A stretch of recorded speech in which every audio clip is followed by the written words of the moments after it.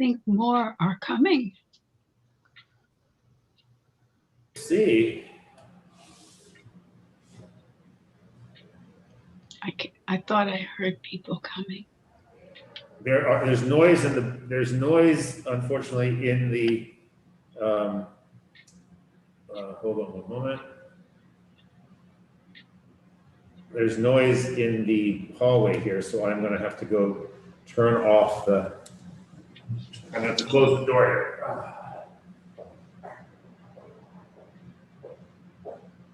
I better make sure the radio's over.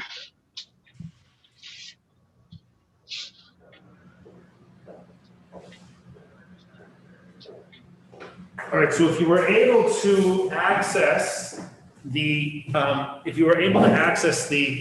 document that I sent, you'll see that there was lots of beautiful pictures. So we can in the course of this look at the big pictures, look at some of the pictures as well.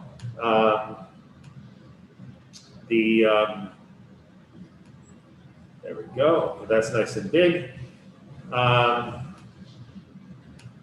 And okay, so let's see. Someone sent a chat. Let's see what that says. Okay. Yes, Jean. Jean would like to say hello to you, Stuart. So I'm going to put this so you can see them, but it's more so everyone can see Stuart right here. Okay. But we will now share our text. So this I thought was quite a beautiful collection of photographs and texts. And what I thought we would do is we would look at one or two of them. How many people had a chance to look at it ahead of time? Do you mean in the New York Times? Yeah. Or in my, the doc. I did the Google Docs equivalent of Xeroxing. I have it. Because I get the Times. Yes. I will be happy to donate it. Oh, yeah, because all those pictures of the Times, it must have been quite something. But the website version of it was quite beautiful. But I thought what we would do is we would read a bit of this, and then basically people could have a chance to sort of ask themselves or share with the group, where they are. This who are we now, I think, is such an interesting question. What has changed? Do people talk about, transformations in their lives? Some of them obviously very difficult. The loss of a spouse, the loss of a parent. But others are a little bit more hopeful, and so I think that's one of these really interesting things about the COVID time, right? Is that there are things, awful things, obviously, for us. Hello, Barbara. But there are also things that are, not so terribly bad. So, so who we are now is. I'll make this a little bit smaller. All right. All right. So I'll just read this first part, and then we can pause after each one for reflection. You can feel free to react to what we read, specifically about what is in the text, or you can feel free to reflect on what it brings up for you. What kind of changes happened in your life? And for me, this was a great big year of change in my life. Even without COVID, it would have been a huge year of change. So COVID just made it more so in a bunch of different and interesting ways. But I'm more interested in you right now than I am in me. So certain moments in life have the power to shift our core sense of being. The death of a parent, the birth of a child, an incurable disease diagnosis, the coronavirus pandemic and all it has wrought is just such a moment. Everyone knows someone who got sick or died or lost her job. Everyone has a personal before and after. It has been a collective near-death experience for those lucky enough to survive. People have found themselves close to life's deepest questions, those forced by an apocalypse. Questions about how we live, how we suffer, and how we make meaning of our short time on this earth. Who am I? Who are we? Who are we becoming? How have we been transformed? Through it all, the world has not stopped. The killing of George Floyd, the Capitol siege, more mass shootings. I mean, it seems like a new shooting every day now. I mean, it's so overwhelming. For some, facing trauma feels too hard. Others have found unexpected resilience and courage, rage, or stillness. Transformation was forced on some, and for others, it was chosen. For many, the sufferings of this past year have birthed an awakening. The questions of how we have changed will be with us in the months and years ahead. The process of reflection is just beginning. Where it takes us remains to be seen. But the clarity that comes with intense suffering often clouds as time moves on. We have a window now to look at our lives anew. This is the story of how America is beginning that journey in her own words. So I do think it's really worthwhile to take a moment now. It's been a year, essentially. I mean, more than a year now, because it was a year at Purim, basically, that the pandemic had started. Thinking in Jewish time, which is sort of my default way now of thinking about it. What was the holiday that was nearby when something started? But obviously, there's an actual date, probably when, say, Governor Baker locked us down, which was probably, I think, the week after Purim last year. And you know, it's interesting to think: is there a certain clarity that we have now that might be lost in the future about what changes have come upon us, and what changes we've resisted? And what changes maybe that we sort of recognize, oh, here's an opportunity to kind of engage in this kind of a change in my life, because all sort of sense of normalcy has broken down, and now I'm going to do something different, whatever that is. So I'll read a few of these, and feel free to just raise your hand and share with us if you are so moved and if you are willing. So you do what you need to do for the people you love.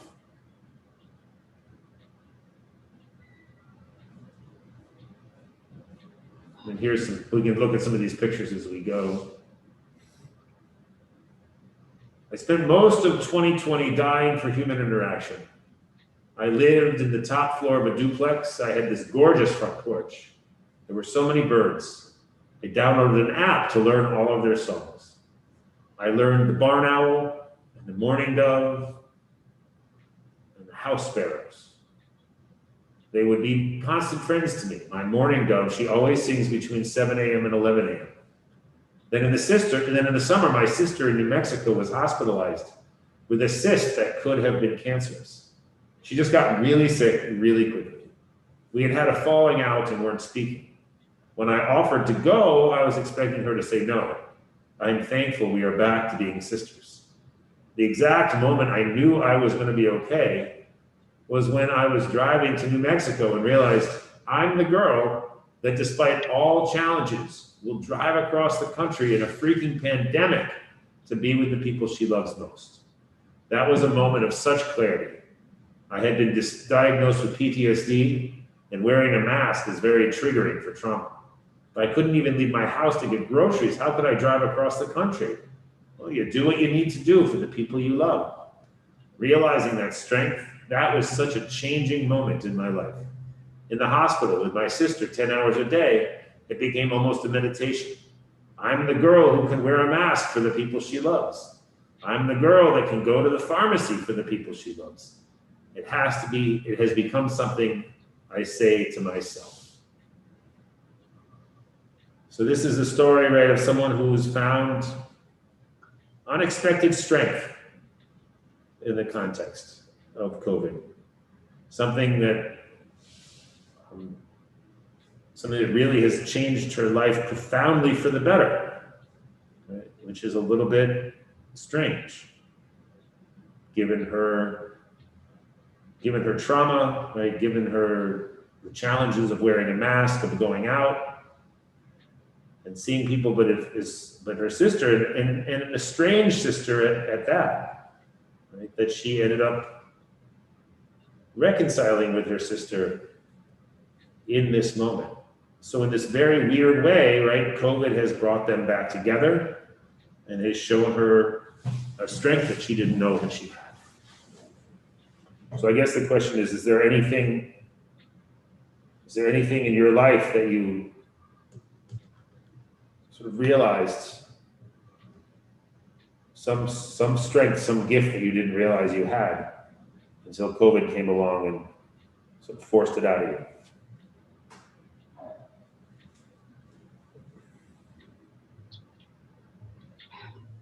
Too many things. Too many.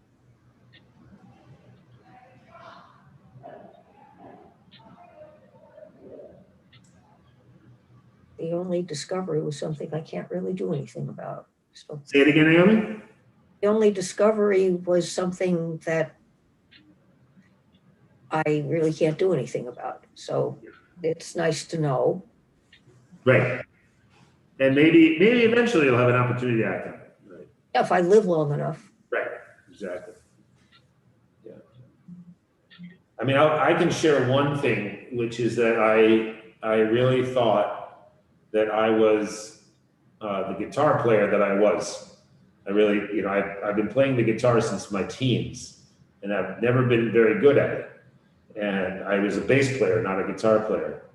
And COVID, for whatever reason, has given me not just the motivation, but also the opportunity to play the guitar all the time. And lo and behold, I'm no longer the same guitar player I was when I was 15 or 16. It's like I've actually gotten better at the guitar, which is such a gift. I never thought I would ever get better. I just thought, well, that's the kind of guitar player, and it's serviceable. But I'm actually getting to a point where I'm noticing that I'm improving, which is a real gift.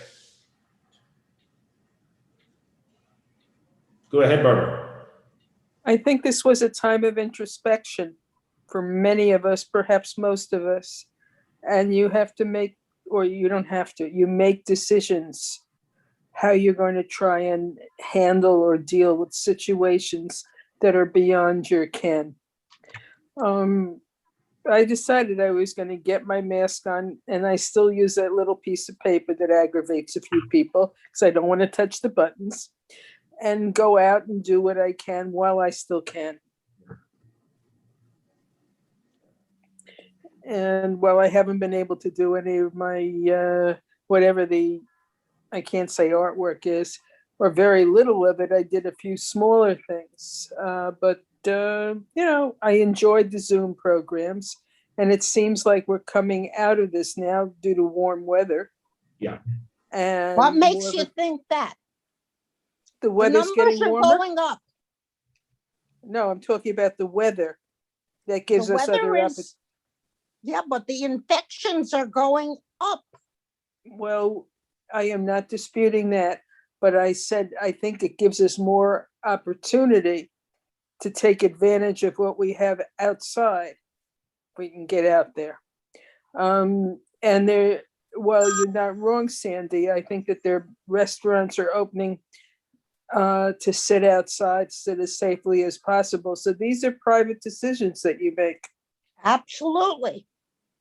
And denial is factoring into the decisions being made here at 100 Center Street. Yeah, we're following the guidance from the state and from HSL, so it's an interesting question. So we'll continue now with some of these pictures. And if any of the pictures sort of grab you and lead to reflections you'd like to share, please just speak up. Let's see, I'm trying to remember. Let's see. I don't remember where this one came from. I don't know if this is the beginning of the, it was the utter dark loneliness of coming back to an empty apartment that made me decide to move home to my parents. I got in my car and did one final lap around my neighborhood, and then I just started driving. I cried the whole time. Grief over the future I thought I was having, grief over not just being able to tough it out and stay, grieving the loss of my independence. One of the first days back, I heard a mourning dove and instantly started to cry.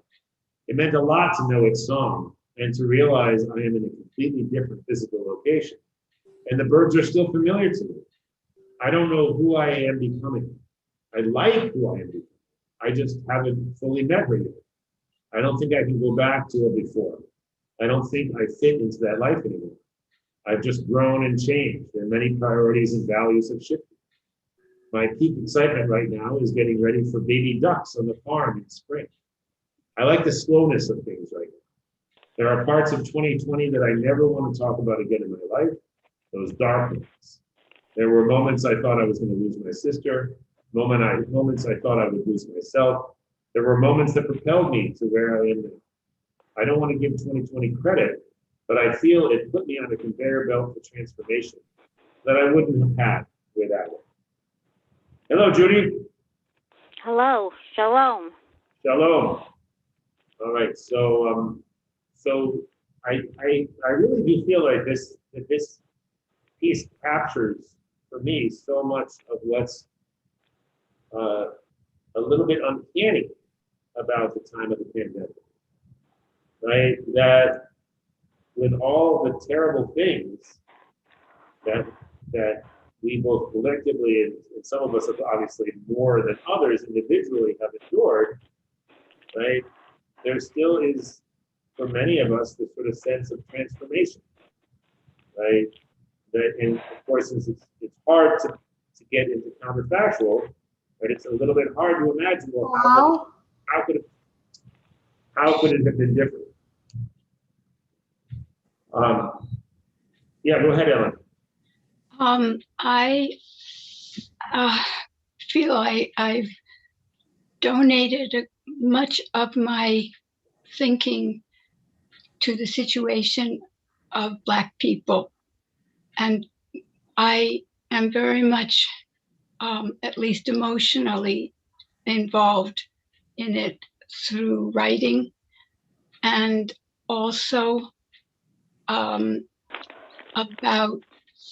a year and a half ago, I think, I put a sign in my rollator so that cars could see, and it says Black Lives Matter. I have a poem I wrote in an anthology called Black Lives Have Always Mattered. And I've started doing something which could be a little scary, but it's worth it. I started talking to police, and I found that the older ones don't want to talk with me, but the younger ones are very interested in talking because they don't have the same stuff in them already. And I just go around talking to police. I also have to deal with people who will come up to me and say, well, what do you think about purple people, and stupid things. But I also know that August of a year ago, there was a reading by the New England Poetry Club. It was on Zoom, and it was based in the Cambridge library for where you put your material. And it was a group of mixed people, all poets, and we were hacked. I didn't see anything, but they screamed, and I'm not going to say the nasty word, but kill the N poets. And it was young white people. And I'm going to buy a bottle soon of alcohol so that the people who are sucked and hacked the way that day, August 22nd, we have something to drink when we've done. I didn't see it, but I heard every bit of it. And it was terrifying. Really, And it's something that in the Times yesterday, there was a cumulative number since January of 64. I think 64 people have been killed by in police, the country. and half of them are Black and Latino. It's Many, yes, many. I don't know if it's exact as that, but I feel I've taken a course in how to help people who need to realize that what they're doing is racist, rather than saying to them, "Oh, you're a racist." Right. And I Yeah. really feel this is the most important thing I can do. Yeah, telling someone that they're a racist is generally not going to get a positive response, whereas focusing on their behavior can often be very helpful. So that's wonderful, and that is a kind of transformation, right, into an activist for Black lives that is not. It's not obvious that it would have happened under different circumstances, and it's fascinating to hear about how people feel that they can make a difference and continue to make meaning and make a difference in the world, even while we're more or less locked down. So thank you, Ellen. Oh, thank you. I am very glad to be here. Believe me. I mean that. Thank you, Ellen. This picture, I think, just really moving to me, because I have begun to be more intentionally spending time in the woods recently, and it's really powerful, I think, for a person's brain. Mm.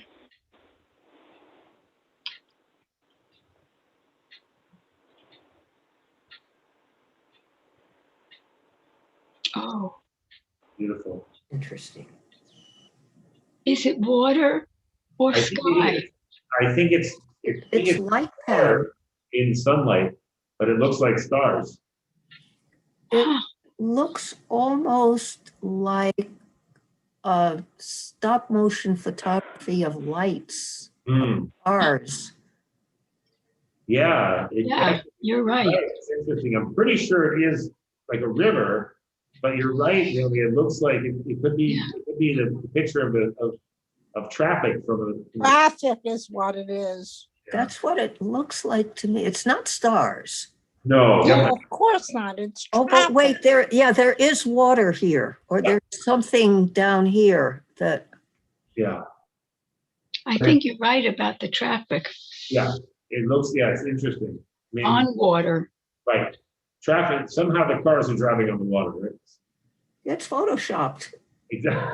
There you go. That's interesting. Yeah.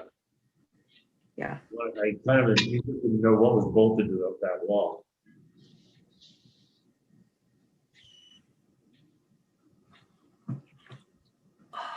Yeah. Is that looks like Jack in the Pulpit, which is one of the earliest things to come up. Oh. It looks like a pod of some sort. It's a plant, Yeah, The leaf is not quite, well, it's a different, it's not Jack in the Pulpit, but it sure looks like it. it looks like it wants to eat something. Does. That does. Interesting. Yeah, there's some beautiful photography here. Really? Is it yours, Rabbi? No, this is in the Times. Oh, I do like photographing light, but I actually took a photograph of my dogs today because Puck had put his head on top of Rosie's body in order for his head to be in the sunlight coming through the window. So I took a picture. I don't know if it came out, but it's pretty adorable. There's some chickens. Chickens. No, pigeons. pigeons. Yeah, they're not chickens.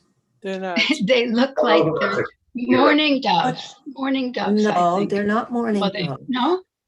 No, mourning doves are brown and gray. Yeah, but these are so white. Mm. We're thinking of New York pigeons.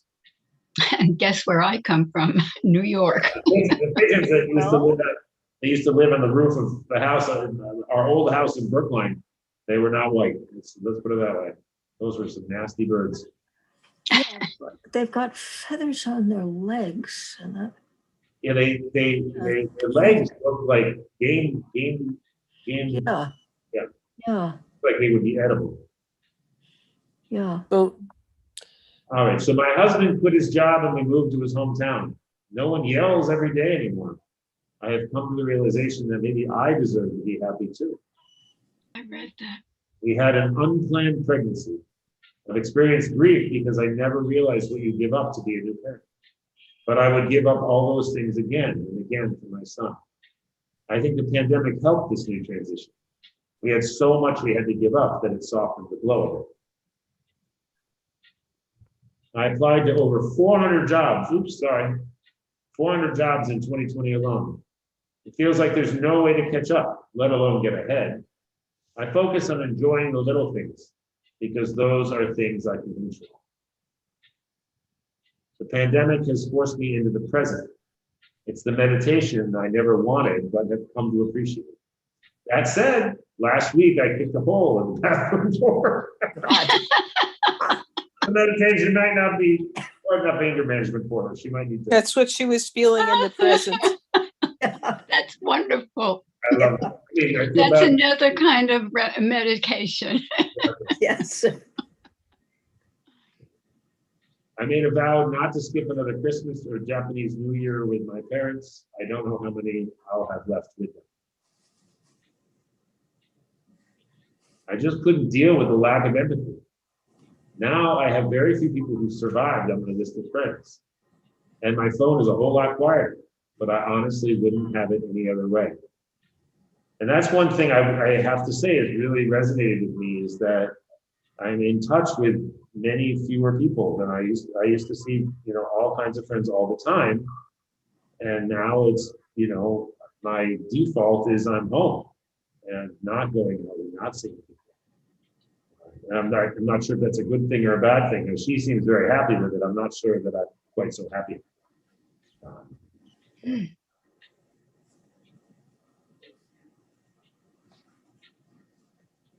Yes, socialization has changed for many of us. Yeah. But the good thing is those of us who are on Zoom have gotten to meet other people.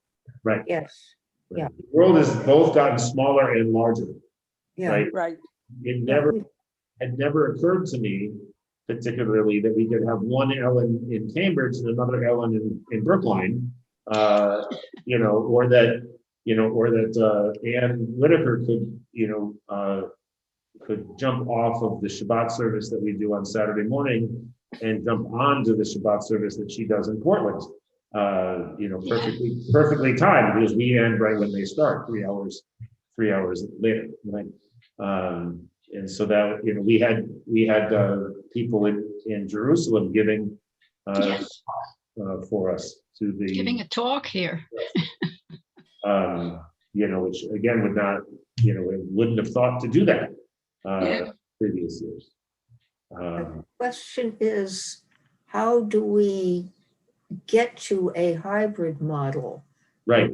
people can do things in person if they are close, but you don't want to lose the people who are able to participate from not close. Right. And that's going to be I think that's going to be the next big challenge. And as much of a challenge as it was to adapt to Zoom only, and it was a big challenge, I think it's going to be even a bigger challenge to switch to hybrid. We're doing it now for Shabbat services, and it's still not smooth yet. I mean, but it's interesting, when I first tried to do this I guess it was that first round when we thought maybe we could open up a little bit. It was like in November or something like this. We tried the hybrid, and it was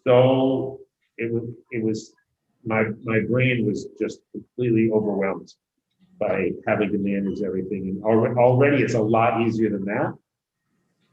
But it's, one thing I realized for myself, and I think that this is one thing that's really important probably for all of us, is that in COVID, we were just talking about this, there was sort of an ability to kind of do stuff on our own, right? We don't need a lot of support, right? Once we figured out Zoom, right, we're just on Zoom, right? But what I'm realizing is that to do a service that's a hybrid, we need a lot more support, right? We need a lot more people there to help facilitate that experience. The motion is different now. And I remember that almost exactly to the day, someone I cared for a great deal died, not of the virus, but of cancer. And I am not a person given to sob and be out of control that way. And I was. And I realized later that that's partly because of a kind of aloneness. And it was just horrible. And there was nothing I could do to help myself. And I just cried.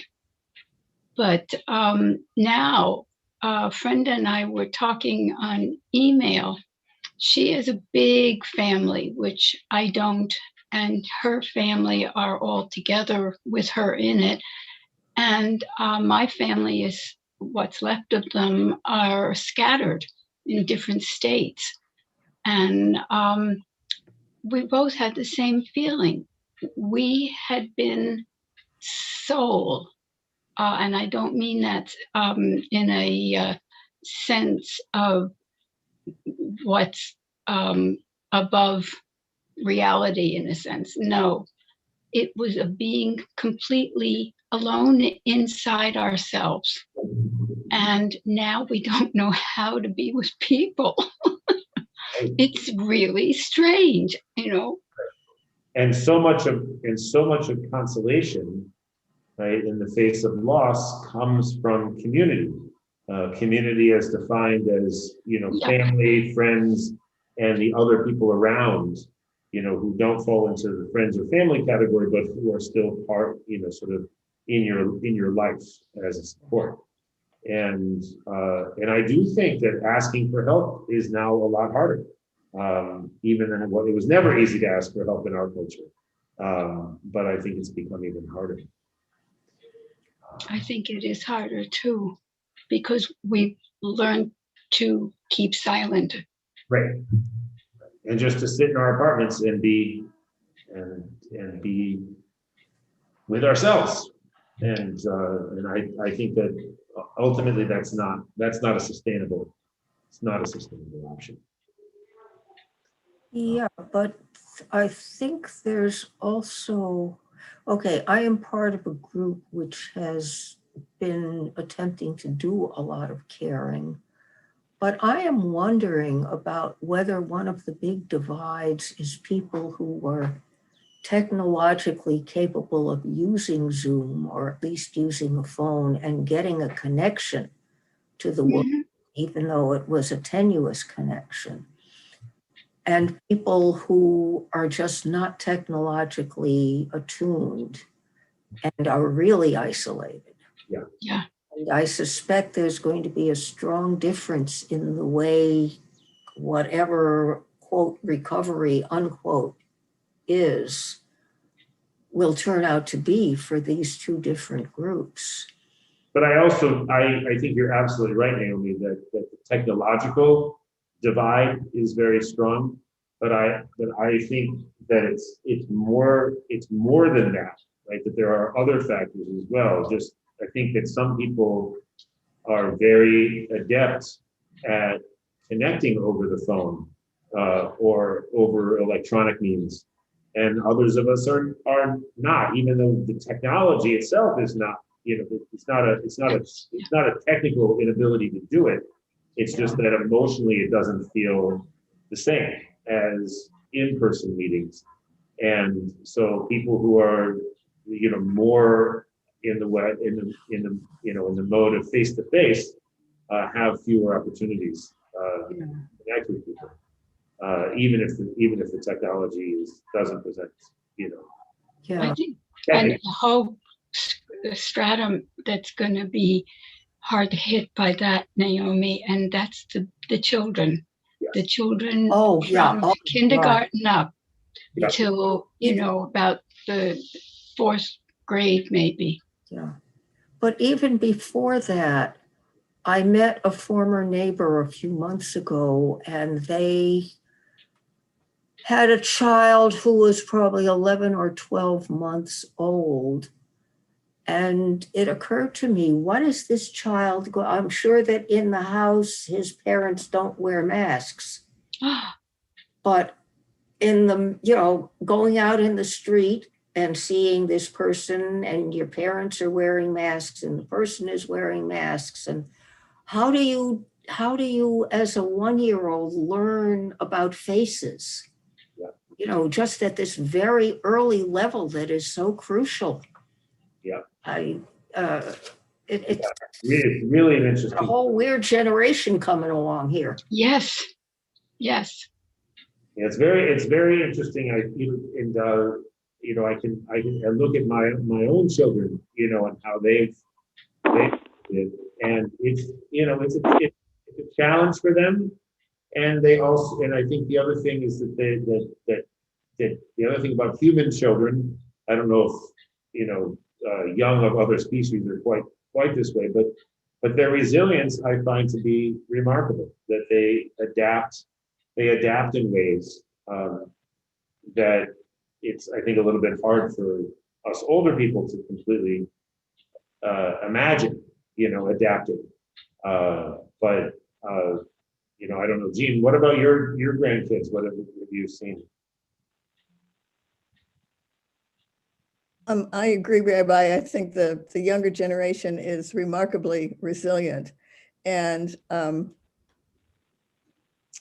they make me very hopeful, actually, that having all these generations going through this together, I think it's been a really remarkable experience, and in some ways have brought us closer than we were before. Yeah, that's interesting you mentioned that, Jean, because I have noticed that my kids were always pretty close to their grandparents, but this year my younger son, who's still here, and he bounces between Brookline with his mom and Brighton with me, that he has grown just so deeply connected to my parents in a way that my older son, who's close to them, but just they haven't had that chance, right? And COVID really was that chance in this sort of kind of very strange way. That the fact that there was so little else to do, and they ended up spending a lot of time together, both remotely and in person, which is just remarkable. Go ahead, Ellen. You're muted, Ellen. Me? Or No, What does hospice chaplain mean? Oh, boy. Yeah, hospice chaplain. Well, actually, so hospice, right, is a program. It's a medical intervention that allows a person to focus on the remainder of their life without an emphasis on curative treatment. So if someone, for instance, is recognized that they have end stage whatever kind of disease, right, and that death is inevitable, right, that then they can focus on living the rest of their life as fully as possible, right, without pain, without discomfort, without constant trips to the hospital. And a chaplain, the hospice chaplain, is one of the multidisciplinary team members who comes and visits with family and with the person who's dying.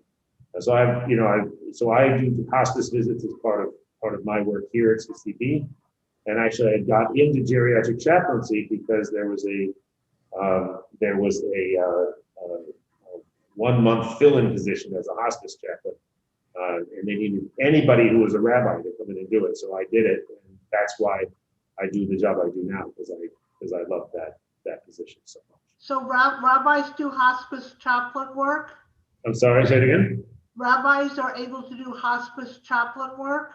Yeah, I mean, rabbis, what I know now that I didn't really know then is that it's helpful to actually have training as as a chaplain, more than just your native, your native personality. But I also have learned that people who become chaplains tend to sort of just grow into some of the skills they already have, rather than.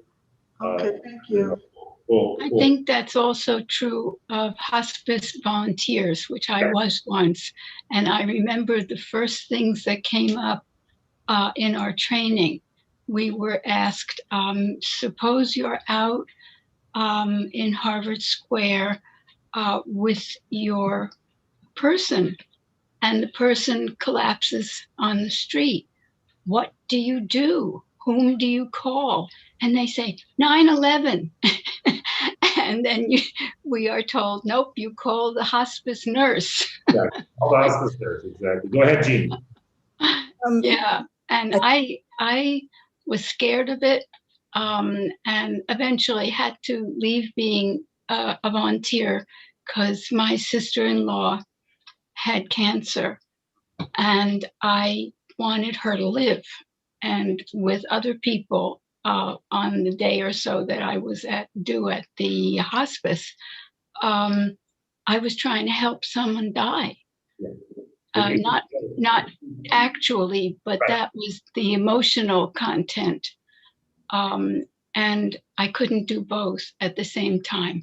It can be cognitively very challenging to be in both of those positions. Go ahead, Jean.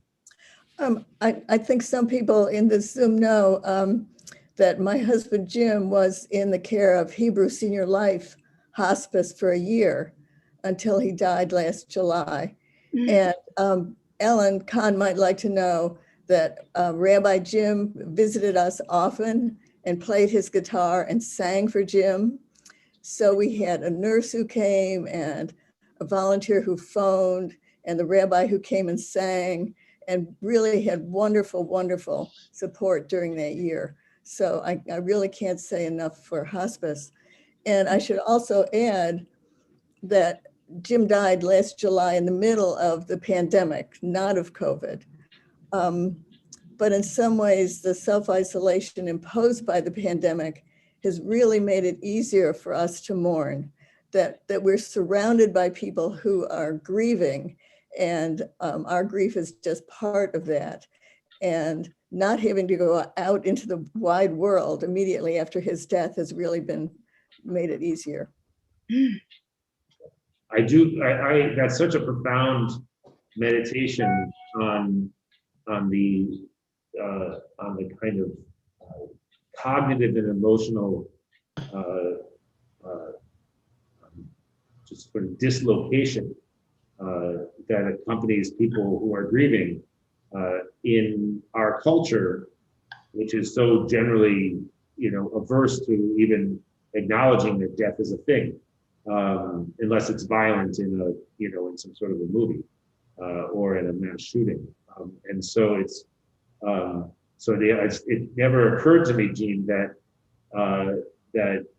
grieving becomes sort of more, in some ways, more tolerable because it's less at odds with the general cultural milieu. That's really fascinating. All right, so maybe I'll read one more of these, and then we can, and then I want to stop a little bit early just to make an announcement about next week. I know I'm becoming someone different. This is Joelle Wright Terry, a hospice chaplain from Clinton Township, Michigan, and a COVID survivor. She lost her husband to the virus last April, so very, very early in the pandemic. This is also beautiful.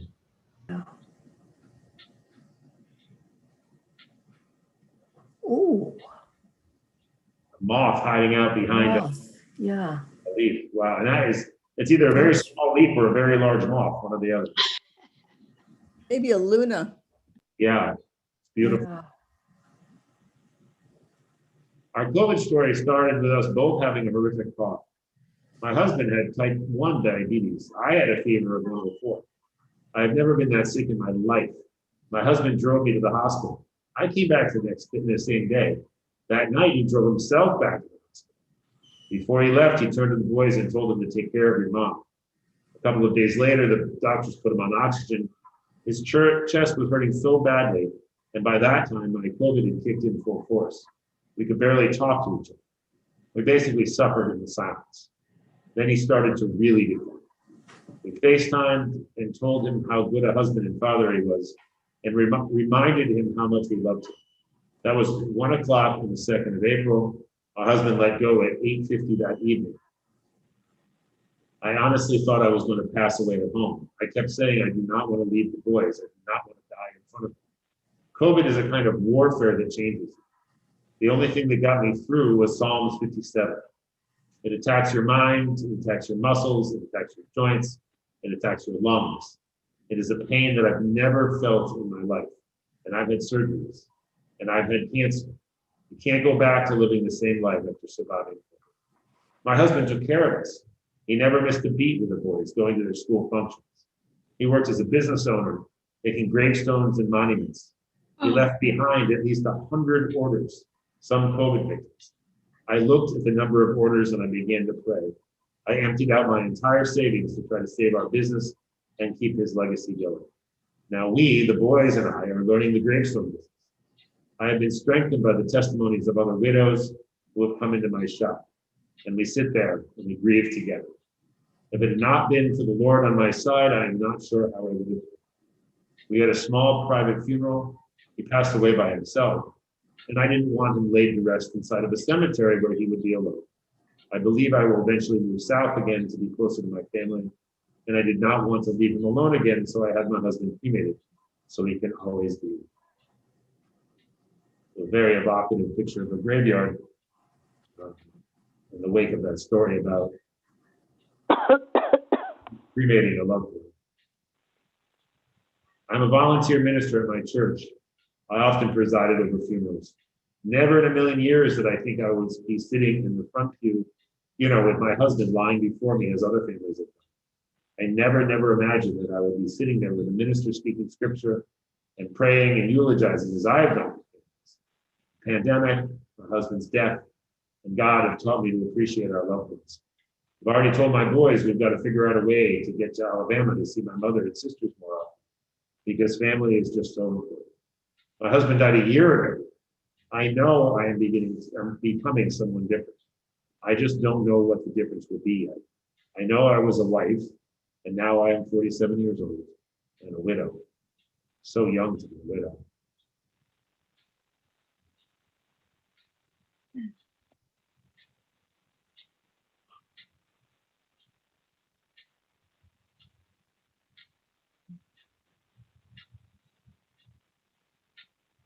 Another water picture, I guess. Yeah. Or the same one? No, No? I don't think it's the same one. No, I don't think it's the same one, but it's And it also looks like there's asphalt over it. Yeah. Oh, That's that looks like Japanese work. Oh, that's so one of, beautiful. I do believe that one of the photographers is Japanese. Yeah, that's, Really beautiful. yeah.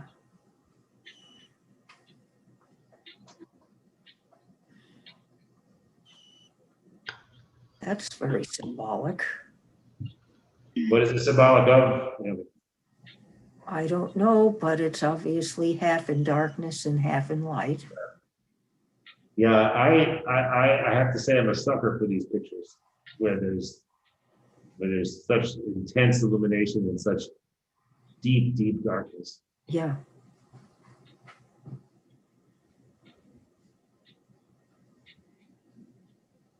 Ooh.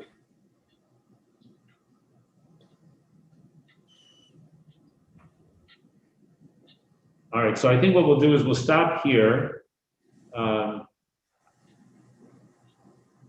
I feel like this is kind of true for our world in a sense. I no longer have any kind of clear trajectory. I'm learning to make peace with that. There's a certain level at which, you know, we can control what we can control, and then becoming more able to accept the reality that there's much that we can't control and that we have to sort of live into as we approach it. So any last thoughts before I make my announcements? Stuart, you want to add anything? No, I feel with this pandemic, I don't know anybody that lost their life. Oh, yeah. You know, so I feel because of that, I don't experience what other people experience. Yeah. Having lost a loved one. Right. Right. It's the same way these mass shootings. Right. I never knew any of the victims. And because of that, I don't have the same kind of feelings as those that, you know, had lost loved ones. Yeah. It's a very different, I think, experience. I edited a book about a Black teenager who was killed in a truck, something to do with drugs. And his mother wrote a book about it. And I edited that over 2 years. And I felt like I began to know this young man. And I had so many people's thoughts about him. And it was very strange. And when it was finished, for my part of it, it was like I didn't know if I'd ever know these people again. And so far, I haven't, except casualty, because the mother lives in Cambridge too. And it was a strange thing. Tonight happens to be my mother's yard site. And I lost a very close friend a couple of months ago, not from COVID, it was the kind of situation where there was nothing she could do except die, which she had been doing inch by inch for about 10 years. I have another friend who is almost in the same situation now. And a third person who has never answered my phone calls recently. And at some point, I'm going to have to call somebody who's 94 years old and ask what happened. But none of this was COVID related. All of this would have happened anyway. I said initially when this all started that when it finished, we were going to be a nation of neurotic hermits. And I find myself, although I am basically an introvert, becoming a hermit. And I'm not sure, going back to the dining room has helped, but it's probably changed me, but I haven't figured out how yet. And Because I was a very young woman when my husband died suddenly. I was 46 and I had 5 teenagers, 4 of them in college. All we have is now. And that's what we have to deal with. yeah, but we don't know Here- what now is yet. Right. Exactly. Yeah. I mean, Exactly. I think what's fascinating about your story, Sandy, right, is that horrible event sort of revealed to you in the way I hear that story, right, is that it revealed to you this resilience, and it sort of activated this capacity to live as a single mother of 5. In a way that maybe you couldn't have imagined before that happened. Whereas No, I lay on the couch for 2 months. yeah, And Yeah. then I went to the JCC and I joined a widow and widowers group. and that helped. Death is part of life, Yeah, it sure is. and you have to learn how to deal with it. Never successfully. No, I think Anyway. you can do it successfully.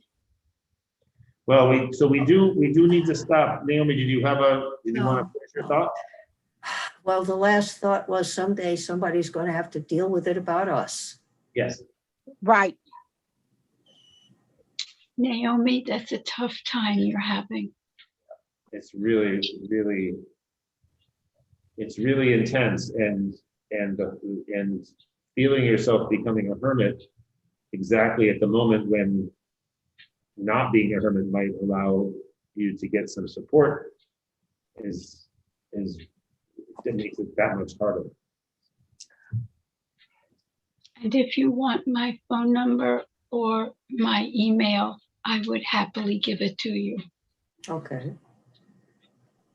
So on my announcement Yeah, give it is to that next week for Soul Search, we're gonna have a special Soul Search to commemorate Earth Day, which is this Thursday. And so we're gonna watch a movie ahead of time called The Plastic Wars. Is that right, Gene? That's the name of it? Yeah. And I'm gonna send out an email to everybody with a link so you can watch it on the internet with just with a link to PBS, but I'm also gonna set a time that I'm gonna watch it, because if I don't set a time for myself to watch it, it'll be 1 o'clock on Monday, half an hour before we're supposed to have this conversation. I will not have read it, because I haven't watched it yet. So I'm gonna set myself a time to watch it, and I'll invite anyone who would like to watch it over Zoom with me at that time will be able to do so. Okay. That would be on the 22nd, On the 26th, 26th. That's a good thing because they Yeah. don't have testing. we'll have a conversation for the group that wants to do Zoom, or who's in Cohen or Cambridge or Dinesh. It'll be on Zoom, and I'll be here, and then we'll have the same conversation at Goldman in person. So be sure to mark your calendars. You'll get an email. If you have email, you'll get an email from me. Judy, if you're interested, then give me a call on my cell phone and let me know, okay? Yeah, Ellen, give your email to the rabbi and he can get it. He has it. He has it. Okay, And I'll I forward it to you, Naomi. thank you. okay. All right, thank you, everybody. Thank you. Thank You- you. Yes, I will find my copy and then give it to you because you might want to use it somewhere.